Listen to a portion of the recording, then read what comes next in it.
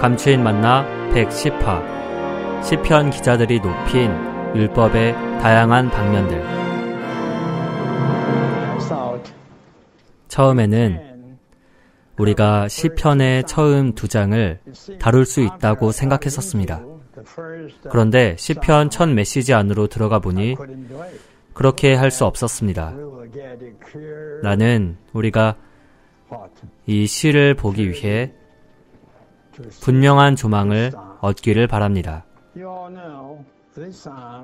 우리 모두가 아는 것처럼 이 시는 율법에 관한 것입니다. 본성 안에서 율법은 거룩합니다.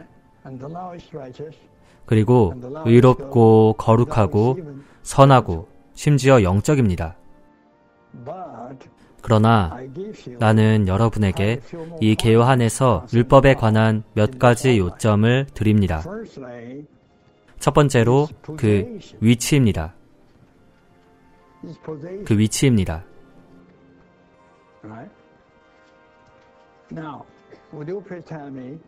자, 여러분, 지금 율법의 위치를 말해 보십시오.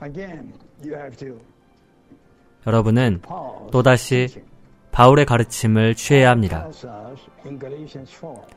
바울은 갈라디아서 4장에서 아브라함에게 2 아내가 있다는 것을 말합니다. 한 명은 정식 아내이고 다른 이는 첩입니다.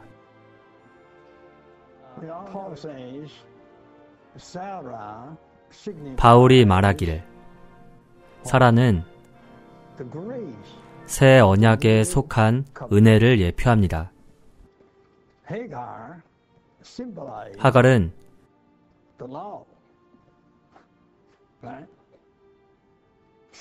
첫 번째 언약을 위한 율법을 상징합니다.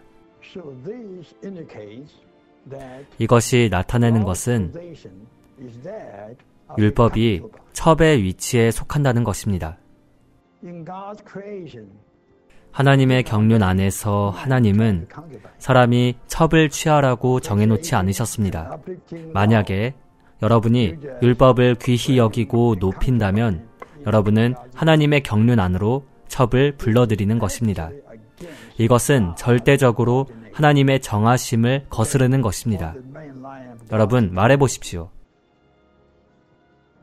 무엇이 하나님의 경륜의 중심 노선입니까? 하나님은 그분의 경륜 안에서 원래 사람을 창조하기로 계획하셨습니다. 그리고 그분의 모양과 형상을 지닌 사람을 갖고자 하셨습니다. 그래서 어느 날 사람이 그분을 생명으로 영접하여 그분을 살고 그분을 확대하게 하셨습니다.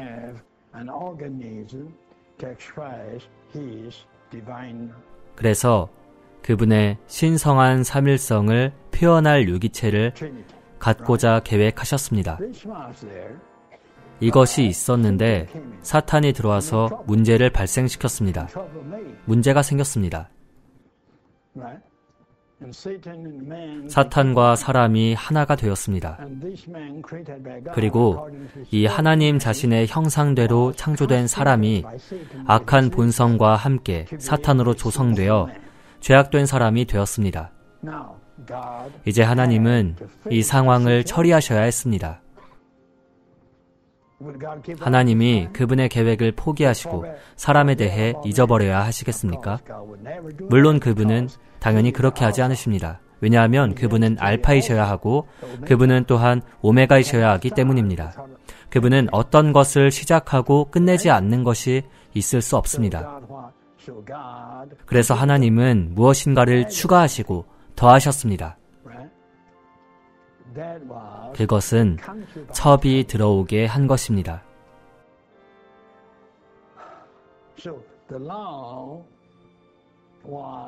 그래서 율법은 하나님의 경륜의 주요 노선에 더하여진 상황 안으로 들어온 어떤 것입니다. 이해하셨습니까? 자, 2번은 그것의 본성입니다. 글쎄요, 본성은 그리 나쁘지 않습니다. 그것은 거룩하고 의롭고 그것은 좋고 심지어는 영적입니다. 왜입니까? 율법도 또한 하나님의 말씀이기 때문입니다. 10계명은 하나님의 말씀입니다.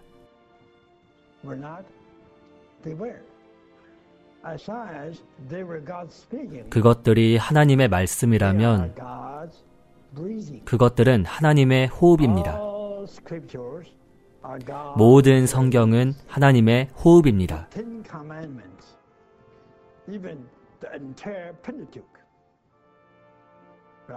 10계명은 심지어 율법으로 여겨지는 모세오경은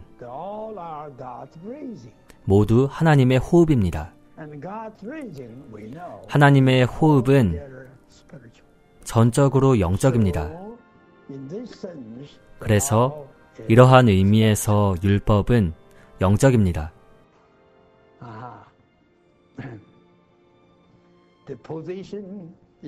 위치는 옳지 않습니다. 기능도 옳지 않습니다.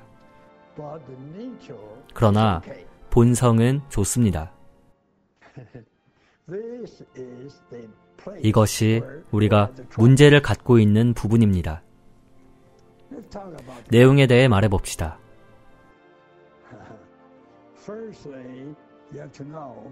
첫째로 여러분이 알아야 할 것은 내용은 주로 10계명입니다. 10계명의 율법은 하나님의 초상입니다. 하나님의 사진입니다.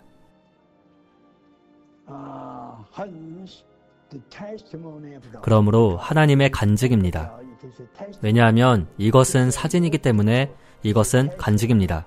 마치 당신의 사진이 당신의 간증인 것과 같습니다.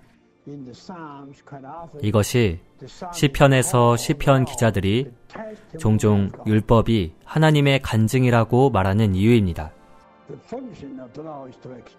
율법의 기능은 그들의 악한 본성 안에서와 악한 행동에 있어서 사람을 폭로하는 것입니다. 이것은 좋습니다.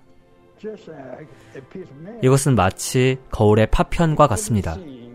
여러분은 여러분의 얼굴을 볼 수 없습니다.